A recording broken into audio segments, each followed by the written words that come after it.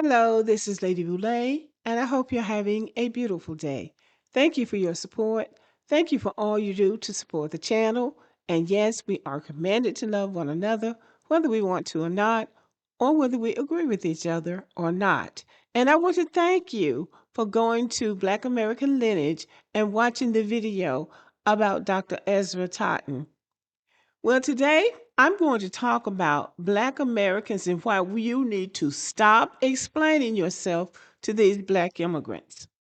I feel like we owe it to our ancestors to do this kind of straightening that we are doing with these Black immigrants because they worked so hard and they tried so hard and they were hopeful that that this country would open up for everybody, including Black immigrants. They don't seem to understand that there was a time when these white people wouldn't even let them come into this country. Black Americans opened this country up.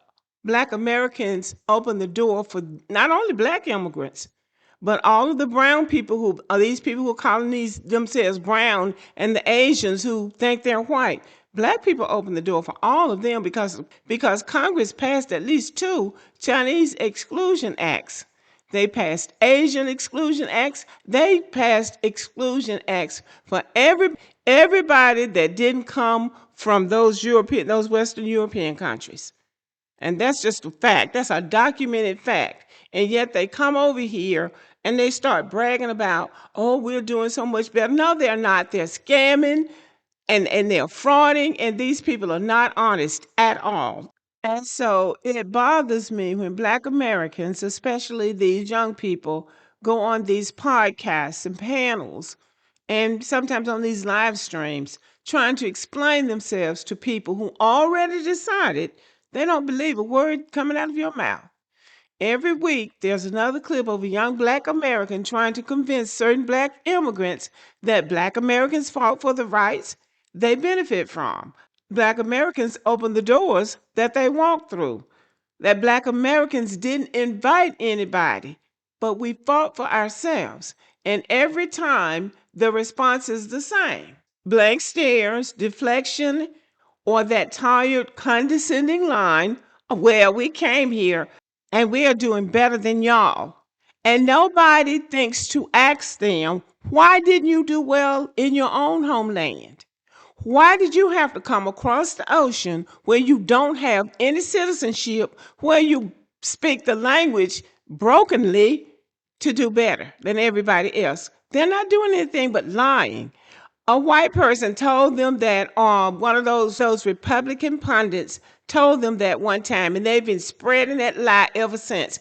These people are nothing but scammers. They're nothing but frauders. They're living 15 and 20 to a house. They're living any kind of way to keep that lie going. They don't do anything but lie, but nobody seems to be willing to call them on it because Black people think they're telling the truth.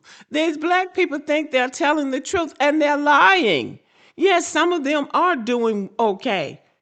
Some of them are well educated. They've drained the countries that they came from every bit that they could get from that country, and instead of putting back into that country, they leave. They run. They run to some other country to give all of their resources to that country when they will never really belong to that country. They won't ever belong to this country. They won't ever belong to England. They won't ever belong to France. They're just there because they didn't build those countries. Those countries were already built when they went there. And the South Africans are having the same problem that we are having. They're leaving their country, they're all running down to South Africa after South Africa built that country up with those white people. And then they want to go down there, be disrespectful, and brag about how well they're doing. And really, they're not even doing that well because the South Africans say they're selling drugs. They're doing all kinds of scams. They're running all kinds of scams down there. These people are not honest.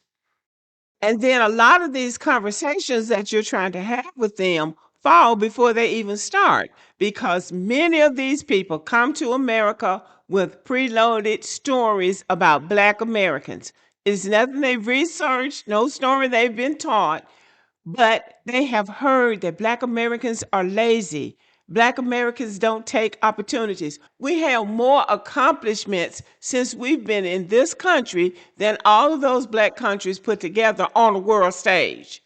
They are not respected on the world stage, but yet they come here and all of a sudden they got this highfalutin attitude. They need to be put in their place, and black Americans are doing it now. But we let it go for too long. We have been too nice for too long. We need to put these people in their place. And we need to put our foot down, and the majority of us need to do it, not just a few. And we really need to put it right where it needs to be. If you're outperforming black Americans here, why weren't you outperforming people back in your home? Why is America the first place you've ever had stability? Why is America the first place you've ever had opportunity? Why is America the first place you've ever had rights, protections, and economic mobility? Because the truth is, you didn't land in a neutral country. You landed in a country reshaped by black American struggle. It wasn't anything you worked for, and it wasn't anything white people gave you. And Jason Black said something really funny the other night, and I do listen to him sometime. And Jason Black says the only reason that black Americans and Africans could never get anything going straight because black people didn't bring them any white asses to kiss, something like that. But anyway, it was funny the way he said it. But it was true. They love white people more than they love themselves. They love white people and they think white people love them. And that tells you right there something about their intelligence. And there is a psychological layer to this. It is much easier for someone to believe I'm doing better because I'm better than to accept I'm doing better because black Americans fought a system I didn't have to face. One narrative feeds the ego. The other requires humility and honesty, and that's something they don't have. And that's why explaining doesn't work because you're fighting ego. And also, they don't have any courage because if they did, they would stay in their homeland and make it better, make it more like America than more like what Donald Trump says it is. Our young people keep falling into the trap of trying to get validation from them, and you're never going to get it. You're not going to get it. They don't have the grace, they don't have the humility, and they don't have the honesty to give you the validation that you want from them. So you have to look for validation somewhere else, which is from your own people. That's where your validation is, with your own people. They're not going to say thank you. They're not going to say, oh, we appreciate what you did because we like coming to America. We like the opportunities that we have in America. They're not going to say that. They don't understand our history and they don't acknowledge our struggle. So you're asking for validation from people who don't think they owe it to you because they want to give the credit to the white man because they want to believe that white people love them the way they love the white people, which is a joke. So let's have a little fun and flip the question. When they say, we came here and succeeded, why can't you? The real question is, if you're so capable, why didn't you succeed in your home country? Why did you need the infrastructure black Americans fought for? Why did you need the protections black Americans died for? Why did you need the social, legal, and political foundation black Americans built? That's what you need to ask them because they don't have that at home. They don't have that in their homeland and they don't have the guts to fight for it. So that's how the conversation ought to go. And then they'll start saying, well, I was born here. My parents brought me here. Well, your parents didn't have any guts. Your parents didn't have any guts. So they anchored you here. You're an anchor baby. And you are an example of what Donald Trump wants to deport. So here's my message to Black Americans. Stop explaining yourself. Stop debating people who came here with their minds made up. Stop trying to convince people who benefit from our struggle but refuse to acknowledge it. Our history is documented. Our contributions are undeniable. Our impact is global. We don't need validation from people who didn't live our experience.